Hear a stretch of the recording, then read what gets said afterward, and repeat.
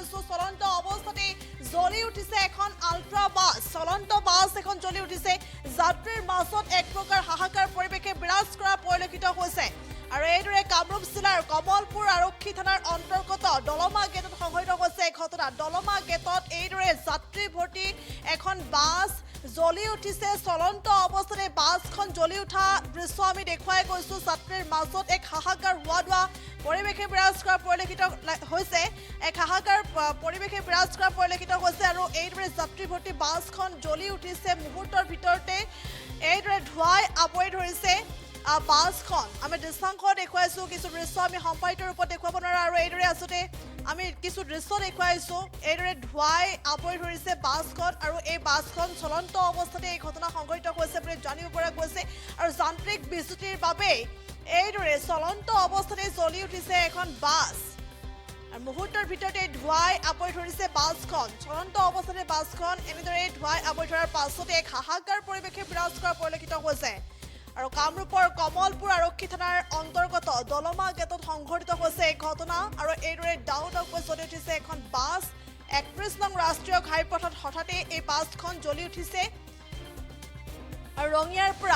পৰা বাইহাটা চাৰিআলি অভিমুখী আছিল এই বাছখন ৰঙিয়া দিশৰ পৰা আহিছিল আৰু বাইহাটা চাৰিআলি অভিমুখী আছিল এই বাছখন আৰু মুহূৰ্তৰ ভিতৰতে বাছখন এইদৰে ধোঁৱাই চানি ধৰিছে তাৰ পাছতে যাত্ৰীৰ মাজত এক প্ৰকাৰ হাহাকাৰ পৰিৱেশে বিৰাজ কৰা পৰিলক্ষিত হৈছে AS13AC3427 নম্বৰৰ আল্ট্ৰা বাছখন এইদৰে জ্বলি উঠিছে আৰু কলা ধোঁৱাই বাছখন চানি ধৰিছে যান্ত্ৰিক বিজুতিৰ বাবে এই ঘটনা সংঘটিত হৈছে বুলি জানিব পৰা গৈছে চলন্ত অৱস্থাতে যান্ত্ৰিক বিজুতিৰ বাবে এইদৰে জ্বলি উঠিছে বাছখন যাত্ৰী আৰু স্থানীয় লোকৰ প্ৰচেষ্টাত বাছখনৰ যি অগ্নি নিৰ্বাপন কৰিবলৈ সক্ষম হৈছে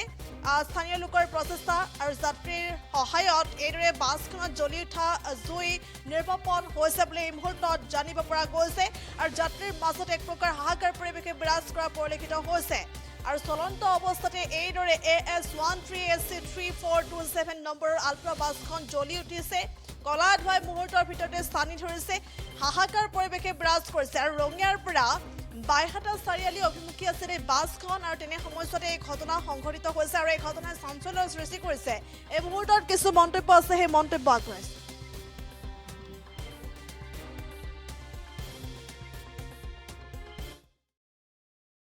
আমি ধুবুৰীৰ পৰা মানে তেজপুৰলৈ যাওঁতে মানে আল্ট্ৰা দি যাই আছিলো তো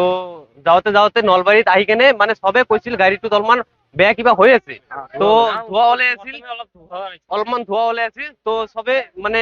বাৰে কৈ আছে কিন্তু ড্ৰাইভাৰে মানে নামানে মানে ঠিক কৰি কেনে যাই আছিলে তো যাওঁতে এনেকুৱা মানে ঘটনা হৈ গ'ল ডাইৰেক্ট ধোঁৱা ওলাই গ'ল চবে আমি ভয় খাই গৈছো ডাইৰেক্টলি মানে আগুন ওলাই গৈছিল তো আমি চবে দৌৰি ওলাইছো আমাৰ যিমান মানে মাইকী মানুহ আছিল চবে মানে বহুত দুখো পাইছে আৰু চবে মানে বহুত ভয়ো খাইছে আমি ধুবুৰীৰ পৰা মানে তেজপুৰলৈ যাওঁতে মানে আল্ট্ৰা দি যাই আছিলো তো